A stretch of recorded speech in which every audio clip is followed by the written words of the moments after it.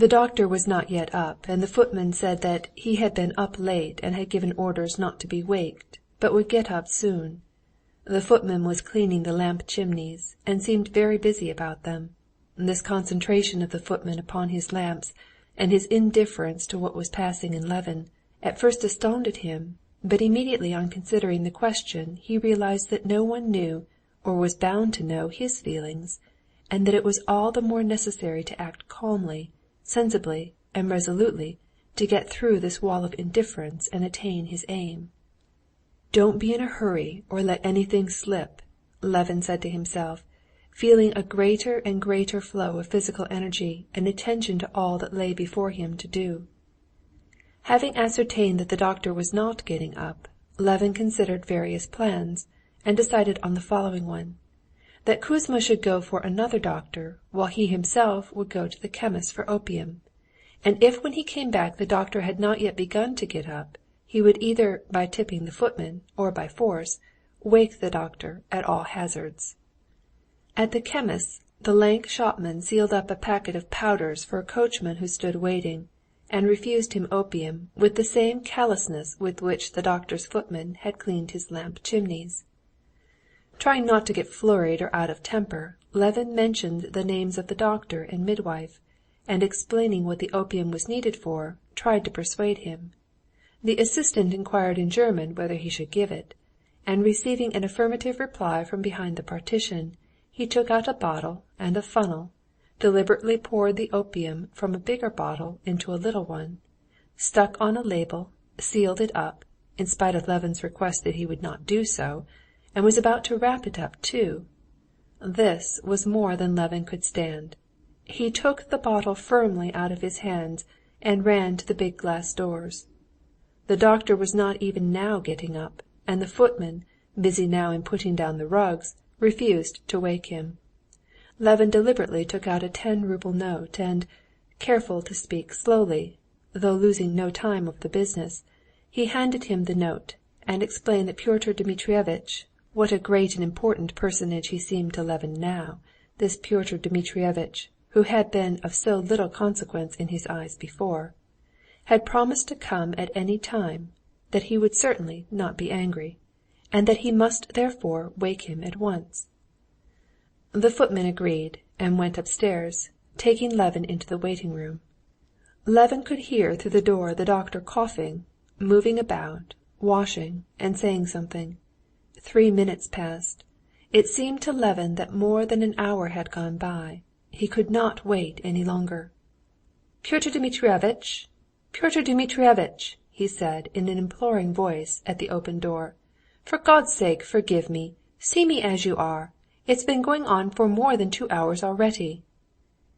"In a minute," answered a voice, and to his amazement Levin heard that the doctor was smiling as he spoke. "For 1 instant." "In a minute." 2 minutes more passed while the doctor was putting on his boots, and 2 minutes more while the doctor put on his coat and combed his hair. "Pyotr Dmitrievitch," Levin was beginning again in a plaintive voice, just as the doctor came in dressed and ready. "These people have no conscience," thought Levin, "combing his hair while we're dying." "Good morning," the doctor said to him, shaking hands and, as it were, teasing him with his composure. "There's no hurry. Well now?" Trying to be as accurate as possible, Levin began to tell him every unnecessary detail of his wife's condition, interrupting his account repeatedly with entreaties that the doctor would come with him at once. "Oh, you needn't be in any hurry. You don't understand, you know. I'm certain I'm not wanted. Still, I've promised, and if you like, I'll come. But there's no hurry. Please sit down. Won't you have some coffee?" Levin stared at him with eyes that asked whether he was laughing at him, but the doctor had no notion of making fun of him. I know," the doctor said, smiling. "I'm a married man myself, and at these moments we husbands are very much to be pitied. I've a patient whose husband always takes refuge in the stables on such occasions." "But what do you think, Pyotr Dmitrievitch? Do you suppose it may go all right?" "Everything points to a favorable issue." "So you'll come immediately?" said Levin, looking wrathfully at the servant who was bringing in the coffee. "In an hour's time." "Oh, for mercy's sake!" "Well, let me drink my coffee, anyway." The doctor started upon his coffee. Both were silent. "The Turks are really getting beaten, though. Did you read yesterday's telegrams?" said the doctor, munching some roll. "No, I can't stand it," said Levin, jumping up. "So you'll be with us in a quarter of an hour?" "In half an hour." "On your honor?" When Levin got home, he drove up at the same time as the princess, and they went up to the bedroom door together. The princess had tears in her eyes, and her hands were shaking. Seeing Levin, she embraced him, and burst into tears. "Well, my dear Lizaveta Petrovna?" she queried, clasping the hand of the midwife, who came out to meet them with a beaming and anxious face. "She's going on well," she said. "Persuade her to lie down. She will be easier so."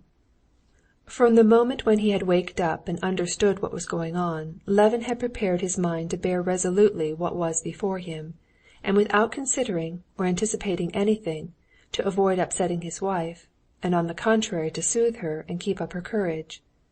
Without allowing himself even to think of what was to come, of how it would end, judging from his inquiries as to the usual duration of these ordeals, Levin had in his imagination braced himself to bear up and to keep a tight rein on his feelings for 5 hours, and it seemed to him he could do this.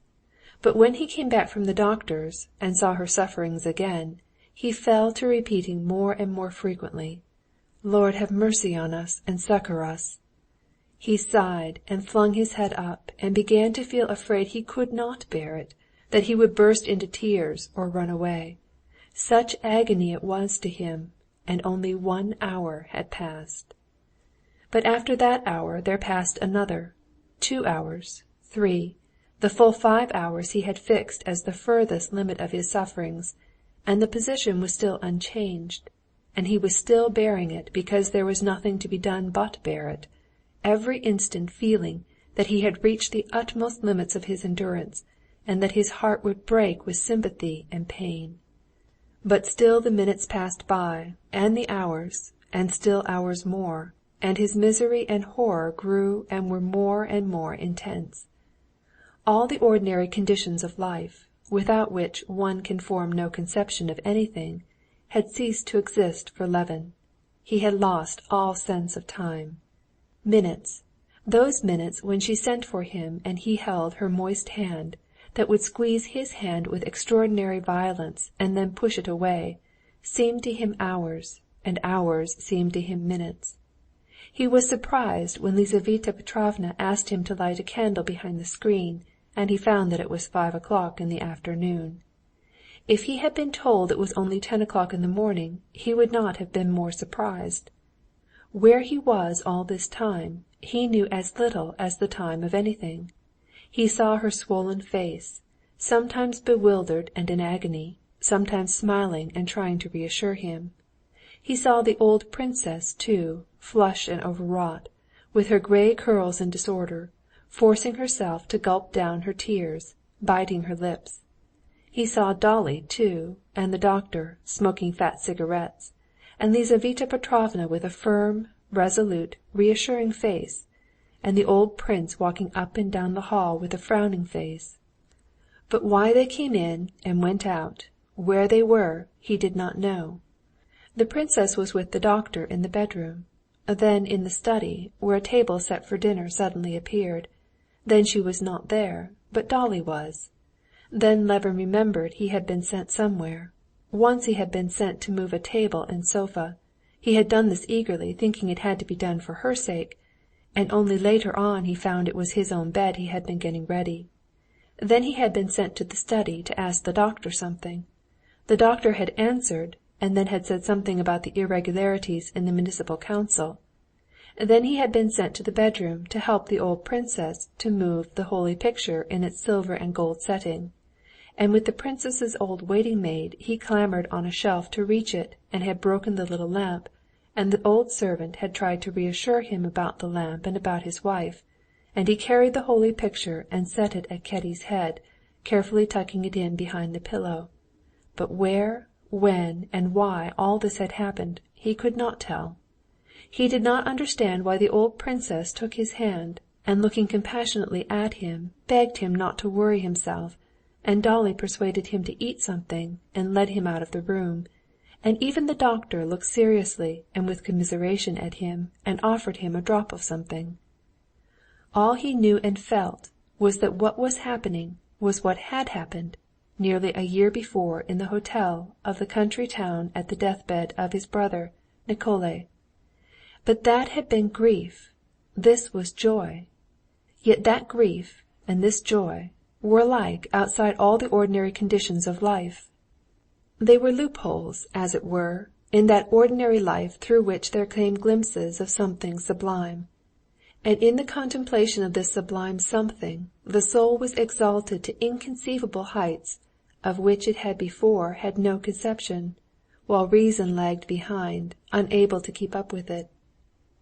"Lord, have mercy on us and succor us," he repeated to himself incessantly, feeling, in spite of his long and, as it seemed, complete alienation from religion, that he turned to God just as trustfully and simply as he had in his childhood and first youth. All this time he had two distinct spiritual conditions. One was away from her, with the doctor, who kept smoking one fat cigarette after another and extinguishing them on the edge of a full ash-tray; with Dolly, and with the old prince, where there was talk about dinner, about politics, about Marya Petrovna's illness, and where Levin suddenly forgot for a moment what was happening, and felt as though he had waked up from sleep. The other was in her presence, at her pillow, where his heart seemed breaking and still did not break from sympathetic suffering. And he prayed to God without ceasing, and every time he was brought back from a moment of oblivion by a scream reaching him from the bedroom, he fell into the same strange terror that had come upon him the first minute. Every time he heard a shriek, he jumped up, ran to justify himself, remembered on the way that he was not to blame, and he longed to defend her, to help her. But as he looked at her, he saw again that help was impossible, and he was filled with terror and prayed, "Lord, have mercy on us and help us." And as time went on, both these conditions became more intense. The calmer he became away from her, completely forgetting her, the more agonizing became both her sufferings and his feeling of helplessness before them. He jumped up, would have liked to run away, but ran to her. Sometimes, when again and again she called upon him, he blamed her, but seeing her patient, smiling face, and hearing the words, "I am worrying you," he threw the blame on God, but thinking of God, at once he fell to beseeching God to forgive him and have mercy. Chapter 15